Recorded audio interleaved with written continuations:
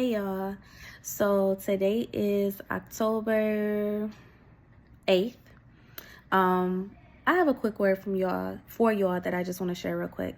So this morning on my way to work, I was on YouTube trying to find something to listen to because I felt God talking to me. He kept showing me numbers and random names and stuff like that. So I knew he was talking.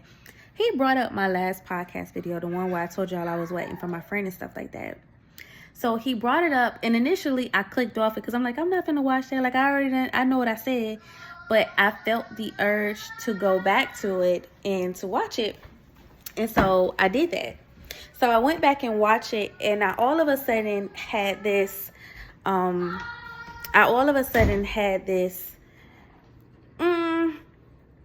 I felt like the things that I said about my best friend, I started feeling bad. I had like a guilty conscience, like, dang, I wonder if I went in on him. I wonder if I did too much. I wonder, like, that's just way too much, right? So I started feeling bad about it, but I started asking God to reveal to me what that was, right? Because I know I don't never speak out of turn, right? Every video that I record, I always pray about first. So I'm like, I've watched this video multiple times. Why am I all of a sudden feeling bad about it now? So God didn't give me a message earlier, but he had my brother to call me. So this is my stepbrother from my mom's marriage, and he and I are the same age. His birthday is in June. My birthday is in December. So let me tell y'all, growing up, this man was one of the most prideful people I knew. And we just did not get along. Like, we was close, but when we was into it, right? So I bring that up because as we've gotten older, we've gotten closer. And he's still, to my knowledge, he's still this prideful person, right? We still talked. I can see how he could still be a little headstrong on his beliefs, on how he feel about things and stuff like that. Now, pause there. Remember how I told y'all I was dating and stuff like that, but it just wasn't working out? Well, God has still been using me to disciple the men. So if y'all remember a couple weeks ago, I posted this video about calling all the kings stand up. And I've been feeling so strongly about God calling the men forward. But God needs y'all in position because ain't nothing moving if y'all not leading it, right? And in order to lead properly, you have to be submitted to God. You have to be submitted to God. You cannot go making your own way and then expecting a woman of God, a woman who is fully submitted to God, to follow that, because we already know it don't make sense. We already know that's not how God will move, right? So this is like a Nabal and Abigail. What that is, 1 Samuel chapter 25, I believe. Us Abigails, we know about the Nabals. We know the Nabals, but we also know the Davids. Abigail knew who Nabal was, but she also knew who David was too when she went and interceded on Nabal's behalf, right? So God has been calling for me. He has been using me. And in this moment, I've actually been thankful that my best friend and I are not talking, because when we be in communication, I don't really want to converse with nobody else for real. Right? So a lot of these conversations that's taking place, they will not take place. I've reached out to an old crush of mine. I'm talking about real heavy crush back in 2014. And I was able to minister to that man about his purpose and how God is calling that man, to the fact where the end of that conversation, this man said, I hear you and I'm ready to take on the challenge. I'm telling him, allow God to lead you. I understand it is hard. If it's hard for me as a woman, I know that it's hard for you as a man, because you guys are taught to protect and provide and make your own way. And you're the leader and you're supposed to take charge, and to say that you're supposed to submit to somebody else when you have your own way and somebody is saying, no, but this way is better. That don't make sense, right? Because that's not what y'all are taught. So I'm talking to this man and I'm telling him this, and I'm like, please know and understand, everything that you want, you can have that, but get it God's way, because it's so much easier. He telling me I want to be paid and not the way. Yeah, I do too. But guess what? God got me on the front street right now. And that's completely against everything that I ever wanted to do. Every move that God has done in my life has been against everything that I've ever planned for myself. But it has proven to be the most fruitful. right? So I'm knowing this and I'm ministering this to him, and he says, I'm ready for the challenge. Y'all, that made my heart sing, because I understand how difficult it is for y'all men to submit, right? So after him, I've constantly been talking. The more communications that I have with men, the more I'm dropping these nuggets of God and how do you lead your life and XYZ. And I was doing that with the dude that was getting on my nerves too. He knew who God was, but I knew he wasn't ready for this, because he was telling me that God was encouraging him to have sex with me. How God telling you to have sex with me and I'm supposed to save myself for marriage?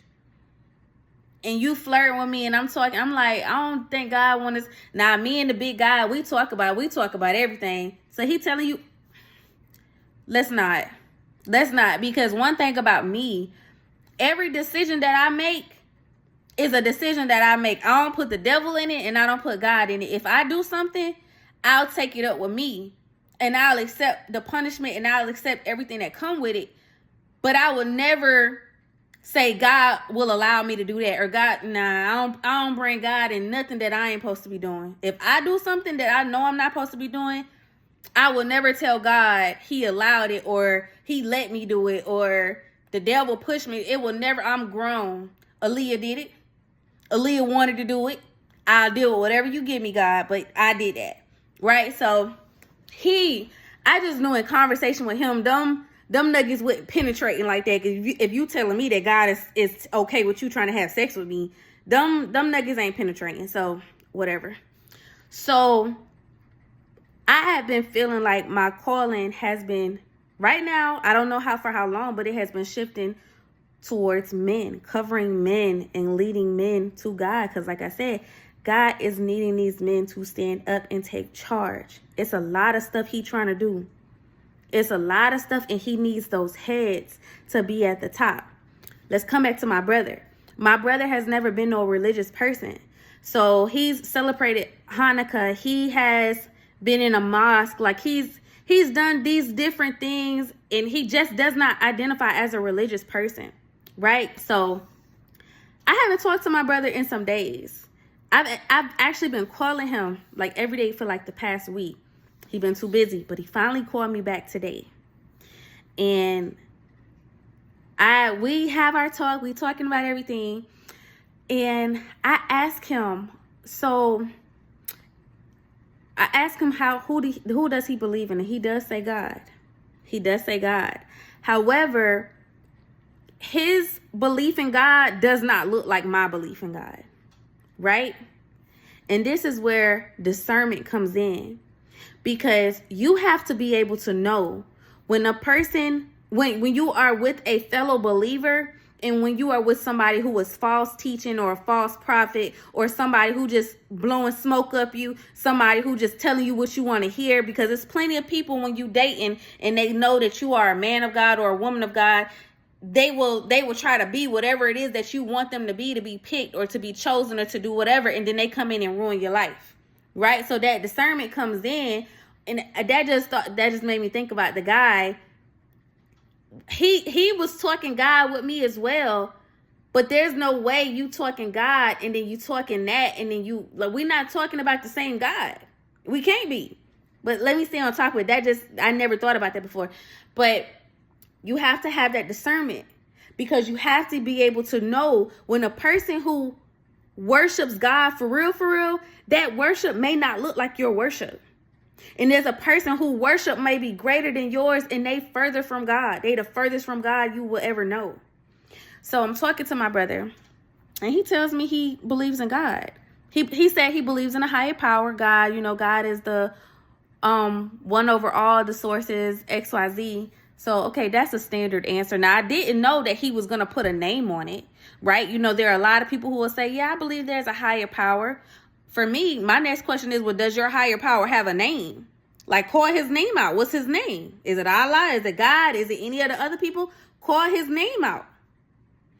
So he says God. So then we continue having a conversation, and he's not a religious person. So, his biggest thing is the people in the pastor in the church, and they talking this and that, but they hypocrites because they live in the same life. And I have to tell him, I'm saying, well, Don't go based off of that. You can't go based off a person's actions, because God knows our heart. And so even me, while I'm not a pastor or a prophet or anything like that, God calls for me to minister to people. But guess what? I'm not perfect. Guess what? I do stuff that I'm not supposed to do. And God knows my heart. And this is not to say, and a lot of people like to use that knows my heart type thing. This is not to say God know my heart. I could sin. I ain't never coming from that type of place. So please don't ever think that.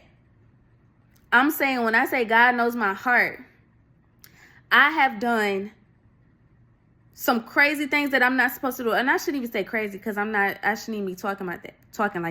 I ain't never did nothing crazy. I just might have disobeyed God. I just might not have been in alignment with God. But his mercy, I come to him with full repentance. And I come to him seeking change, seeking the strength to do differently. And he forgives me, and he still calls me chosen, and he still calls me to come up here and talk to y'all. There are times that I have purposefully been rebellious and disobeyed God on some, well, you ain't gonna do this, so I ain't gonna do that type stuff. I'm dead serious. Now, don't do that. Please don't do that. And there have been moments where he chastised me and he got in my tail. And there have been moments where he exhibited the grace and understanding that are his qualities. And he understood where my mind and where my heart was at when I did such and such thing. Again, y'all, I'm not doing nothing crazy. So please, please don't take it that way. I'm not doing no crazy stuff. So going back to the conversation with my brother, then I start asking him, because now that I'm thinking in my head and in my heart, my calling is discipleship for the men. I'm trying to talk to this prideful man, y'all. This prideful man. And I'm trying to figure out his thought process. And so I ask him, how do you make your decisions? Do you make your decisions based off God? Or do you make your decisions based off what you think is best? And I give him the example. So if God is telling you to make a left, but you know that's 2 hours, it's going to take you 2 hours to get where you're trying to go. But you know to make a right, it'll get you there in 10 minutes. Which one you gonna do? And he's like, and initially I didn't understand this, but he was like, well, my head is saying that, I'm gonna do what makes more sense, but I don't know, like if I feel it in me to make a left, then that's what I'm gonna make a left. And initially my answer was looking for him to say, well, God is gonna lead me XYZ. And then after he continued explaining, I realized, I said, I think we saying the same thing. And we were. And I said, so you are in submission to God. You just don't identify that you are in submission with God, but you are. And this is why I say you can't go based off of a person's actions or their heart, because God knows their heart.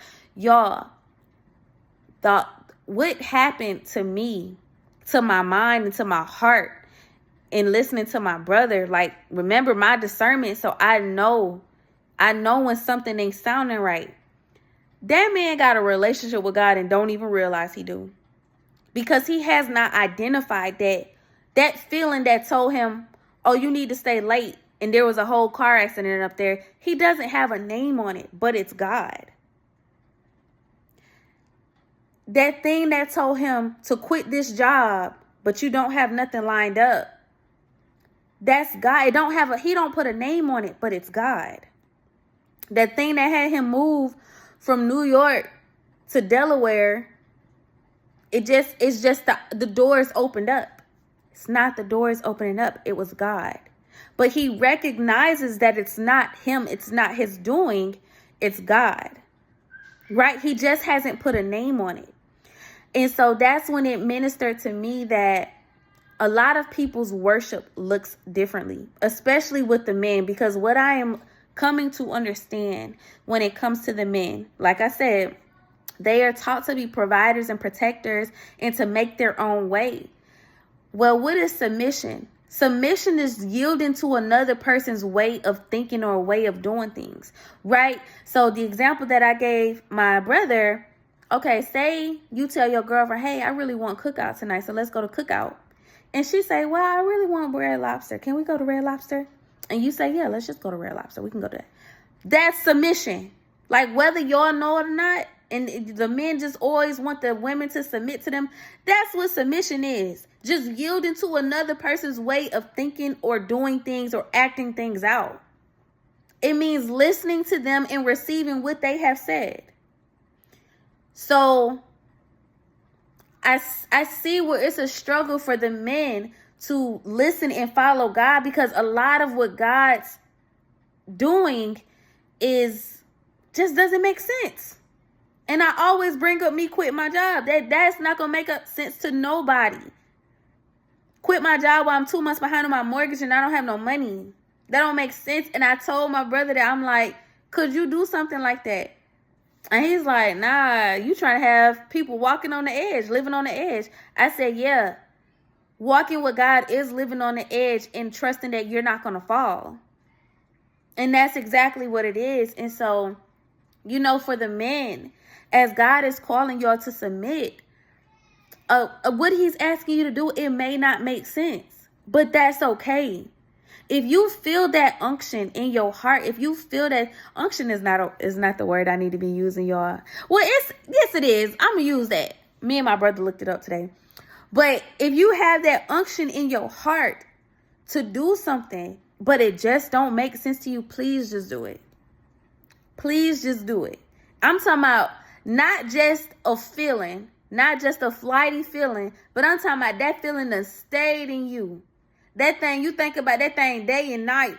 That thing is deep in your heart, but it just don't make sense to your mind. That could be God talking to you. That could be God trying to minister something to you, and you are rebuking it or you are refusing to do it because it doesn't make sense to you. It's okay. It's okay that it does not make sense to your carnal mind. Isaiah 55, God's thoughts are not our thoughts and his ways are not our ways. We are not going to understand everything that God calls for us to do, but it does not mean he is not calling us to do it. There is something on the other side of your obedience, but you have to do what he's asking you to do. You have to.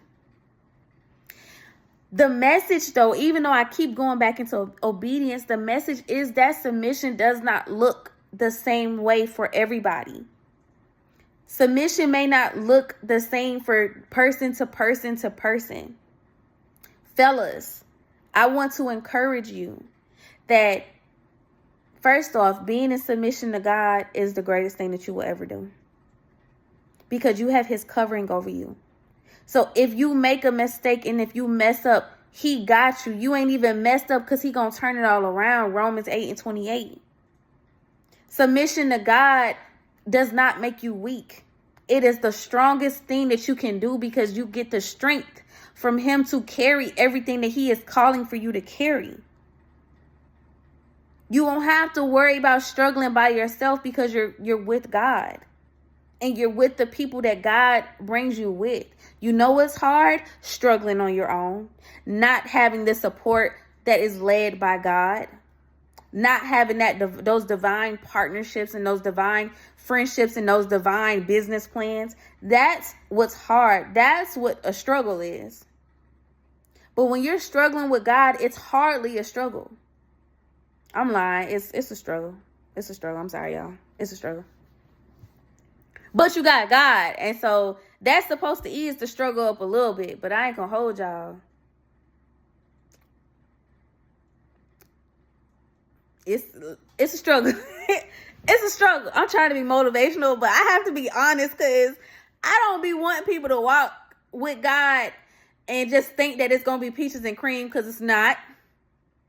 It's rewarding. It is life-changing. It is a great place to be when you're able to see your growth. But sheesh, that man put you in the fire. You in that furnace.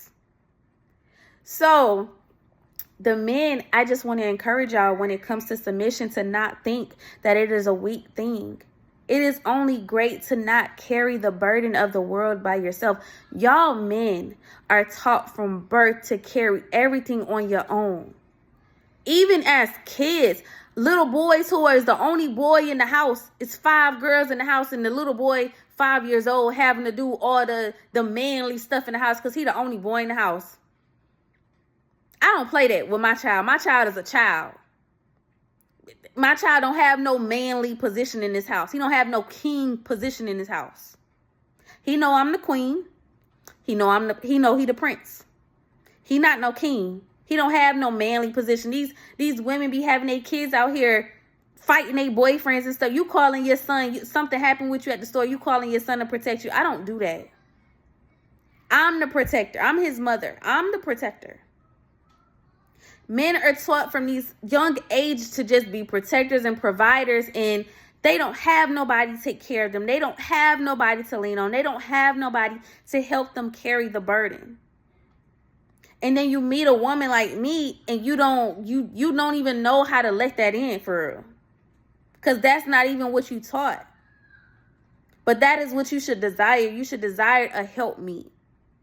You should desire a woman who's willing to be a partner in your life, in your business, in your thinking, and not allow you to struggle on your own.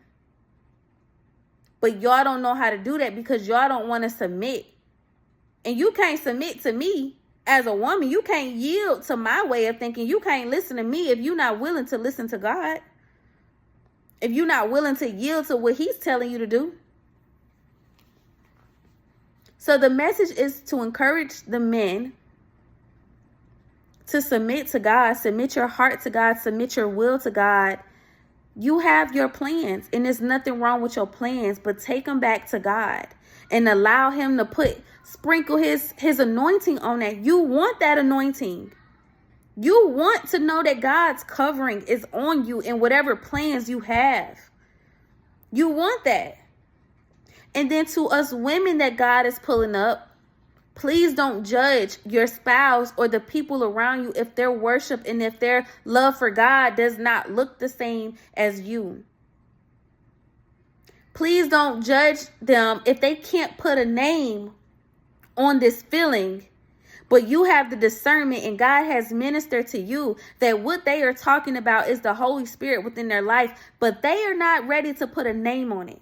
Don't judge them for it. Don't cast them down for that. Don't shun them for it. They are coming.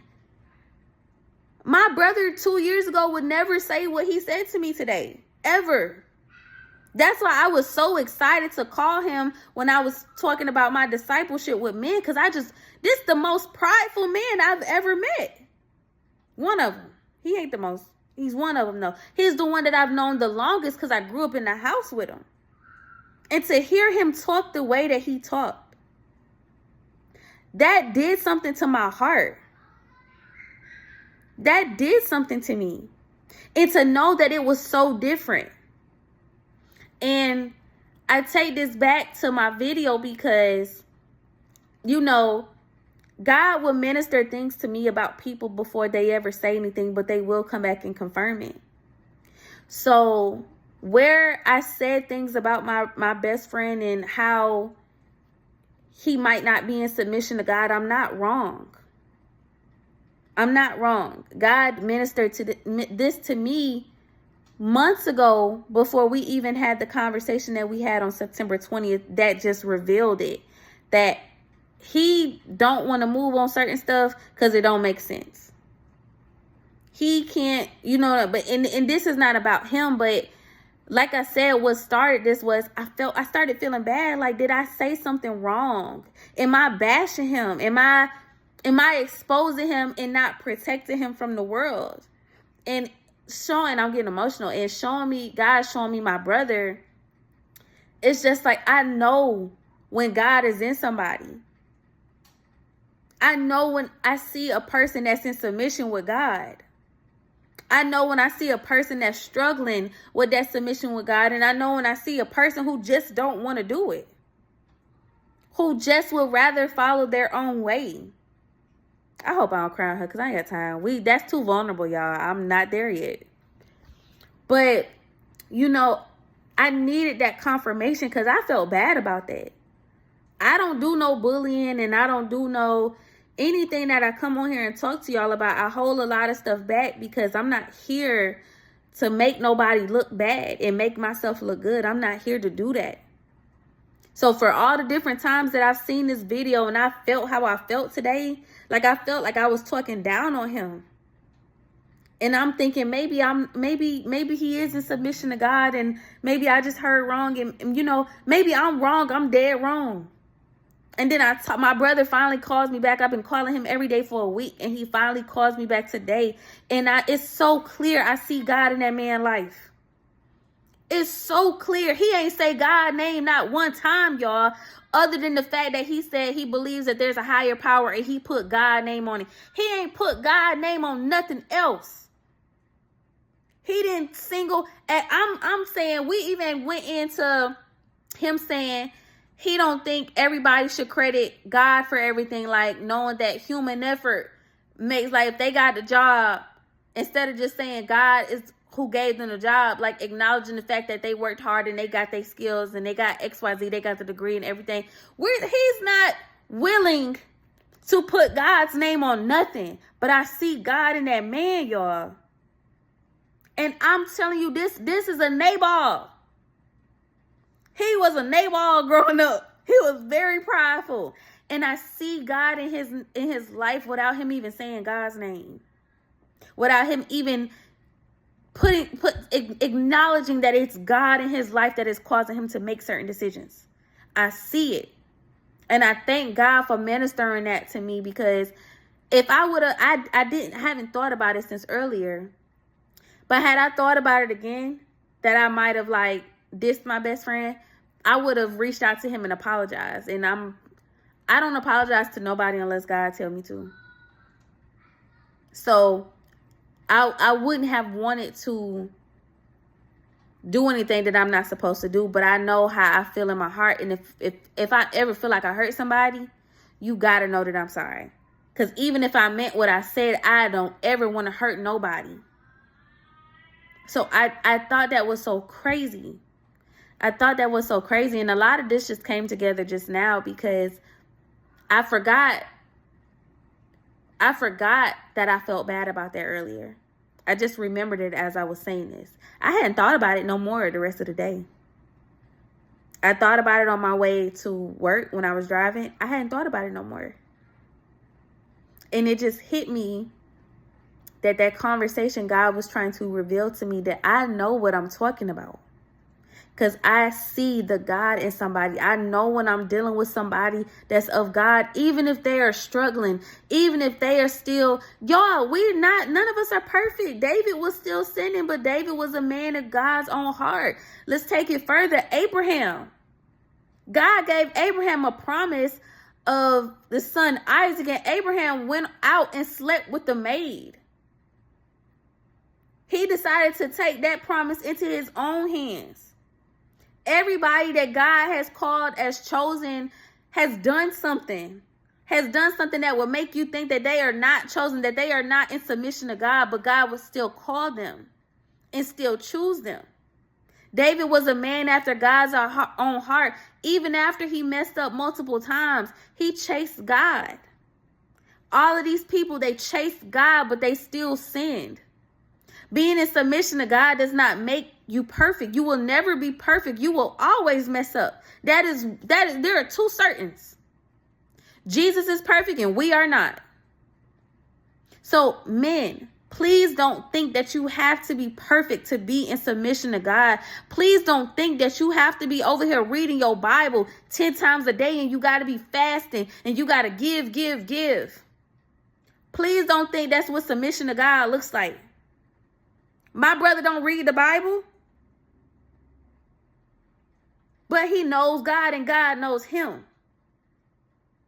Please don't think you got to pray every time you see a person.